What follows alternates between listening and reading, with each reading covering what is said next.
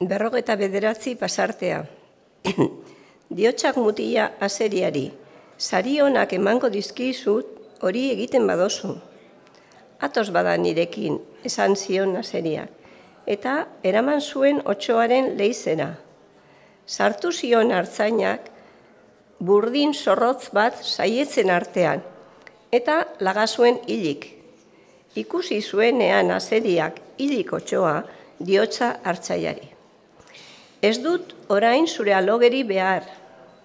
Sartu zen leizan eta Otso hilaren aldamenean hase zen harikiz eta ardikiz eta igaro zituen egun asko bazkari eta afari ederrak egiten. Otsoaren ondasunak ez ziren betiko. Azeriak irten zuen oilobila eta erori zen ipini zioten lakio edo trampa batean.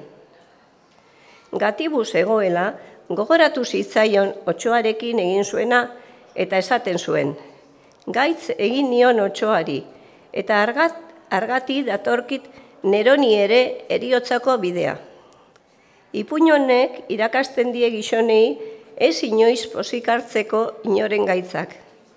Geuretzak nahi duguna nahi izan behar diogula bestei. Ez dugula damuruk hartu behar lagunaren ondo izateaz. Gorroto izan behar dugula zekentasunari zeinek ekarri zion Otsoari bere galtzapena. Ez egin inori kalterik, ez hartarako eman biderik, gizon prestu eta esku zabalekoa izango da guztien gogokoa.